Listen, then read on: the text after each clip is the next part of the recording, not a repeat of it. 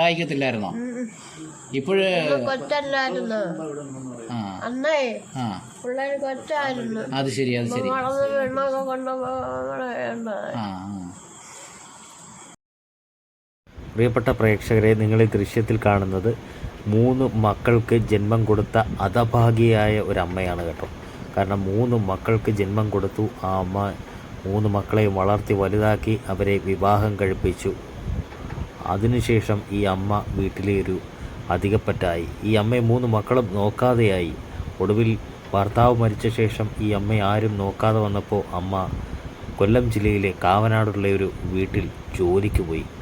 അങ്ങനെ അവിടെ നിന്നപ്പോൾ ആ അമ്മയെ തനിച്ചാക്കിയിട്ട് ആ വീട്ടുകാർ പിന്നീട് അവരുടെ ജോലി സംബന്ധമായ കാര്യവുമായി ബന്ധപ്പെട്ട് സ്ഥലം മാറിപ്പോയി. അവസാനം ഈ അമ്മ പെരുവഴിയിലായി. എങ്ങോട്ട് പോകണമെന്നോ ആരാണ് ഇനി തന്നെ സംരക്ഷിക്കുന്നോ അല്ലെങ്കിൽ തൻ്റെ മുമ്പോട്ടുള്ള ജീവിതം എങ്ങനെയാണെന്നോ പോലും അറിയാതെ ഈ അമ്മ റോഡരികിൽ നിന്ന് വിങ്ങിപ്പൊട്ടി കരയുകയായിരുന്നു. ആ കരച്ചിൽ കേട്ടതാകട്ടെ ജീവകാരുണ്യ പ്രവർത്തകരായ ശക്തികുളങ്ങര ഗണേഷും ബാബുവും എന്ന 2 മനുഷ്യസ്നേഹികളായിരുന്നു.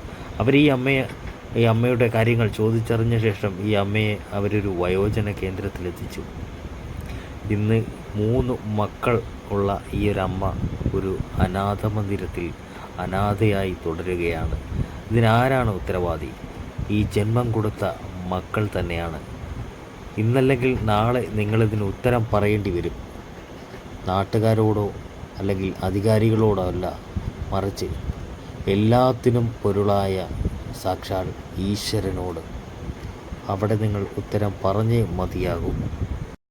കൊല്ലം ജില്ലയിലെ വെളിയം സ്വദേശിനിയാണ് ഈ അമ്മ. എല്ലാ പ്രേക്ഷകരും, ഇത് കാണുന്ന ഓരോ പ്രേക്ഷകരും ഈ വീഡിയോ പരമാവധി ഒന്ന് ഷെയർ ചെയ്യണം. ഷെയർ ചെയ്തിട്ട് ഈ മക്കളുടെ മുമ്പിൽ ഇത് എത്തിക്കണം. അവരോട് നിങ്ങൾ ചോദ്യങ്ങൾ ഈ കമൻറ്റിലൂടെ ചോദിക്കണം. അതവർ കേൾക്കണം, കാണണം. ഒടുവിൽ ആ തെറ്റുകൾ മനസ്സിലാക്കി ഈ അമ്മയെ ഇവരെത്തി കൂട്ടിക്കൊണ്ടുപോകണേ എന്ന് നമുക്ക് പ്രാർത്ഥിക്കാം, ആഗ്രഹിക്കാം. അതിനായിട്ട് നിങ്ങൾ ഈ വീഡിയോ നിങ്ങളെ കൊണ്ടാവുന്ന രീതിയിൽ ഷെയർ ചെയ്യുക. എന്താ പേര്? അമ്മയുടെ പേരെന്താണ് ശരിക്കും? എന്റെ പേര് ബേബി. ബേബി. സ്ഥലം എവിടെയാ ശരിക്കും? സ്ഥലം വെളിയം. പണ്ട് മോളി ചേച്ചിയുടെ അവിടെ നിന്നെ ഓർമ്മയുണ്ടോ? സാധനം മേടിക്കാൻ വരുമ്പോ. ഭർത്താവിന്റെ പേരെന്തുവായിരുന്നു? ഭർത്താവ് മരിച്ചുപോയി. തുളസിന്നായിരുന്നു. മക്കൾ എത്ര പേരാ? മക്കൾ എത്ര പേരുണ്ട്? 3 പേര്. മൂത്താളിന്റെ പേരെന്താ? മൂത്താളിന്റെ പേരെന്താ? മൂത്ത മകന്റെ പേരെന്താ? അവന്റെ പേര് രാജീവ്. രണ്ടാമത്തെ മകന്റെ പേര്? രാജീവ്. സജീവ്.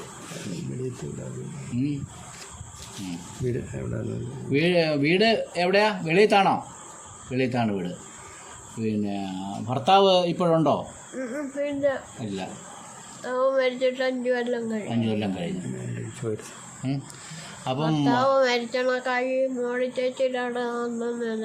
ഭർത്താവ് മരിച്ചതിന് ശേഷമാണോ ഇവിടെ ജോലിക്കായിട്ട് വന്നത്? ഇല്ല. മക്കളാരും ഒന്നും സഹായിക്കത്തില്ലായിരുന്നോ? ഇപ്പോഴ് കൊച്ചല്ലായിരുന്നു അന്നേ പിള്ളേര് കൊച്ചായിരുന്നു. അത് ശരി, അത് ശരി. വളർന്ന് പെണ്ണൊക്കെ കൊണ്ടുപോകണ്ട.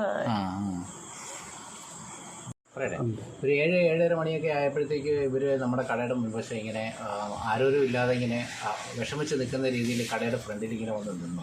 അപ്പോൾ ഞാൻ ഏതാണ് ഇവരുടെ പേരെന്താണ്, എവിടെയാണെന്നൊക്കെ ചോദിച്ചു കഴിഞ്ഞപ്പോൾ അവർ പറഞ്ഞതുപോലെ ഇങ്ങനെ ഞാൻ ഇന്ന അടുത്തൊരു കൂട്ടുകാരുടെ വീട്ടിൽ പോകാനായിട്ട് വന്നതാണ്. അപ്പം വിളിച്ച് ഞാൻ അകത്തിരുത്തിയിട്ട് ഞാൻ പറഞ്ഞു, ഇതുപോലെ മക്കളൊക്കെ എവിടെയാണ്, മക്കളെ എന്താണ്, എവിടെ വീട് എല്ലാ വിവരങ്ങളൊക്കെ അന്വേഷിച്ചപ്പോൾ ആരും ഇല്ല എന്നുള്ളൊരു വിഷമ അവസ്ഥയിലാണ് അവർ പറയുന്നത്. മക്കളുണ്ടെങ്കിലും ആരും ഇല്ല എന്നുള്ളൊരു അവസ്ഥയിലാണ് പറയുന്നത്. അങ്ങനെ ഞാൻ നമ്മുടെ വാർഡ് കൗൺസിലറെ വിളിച്ചു.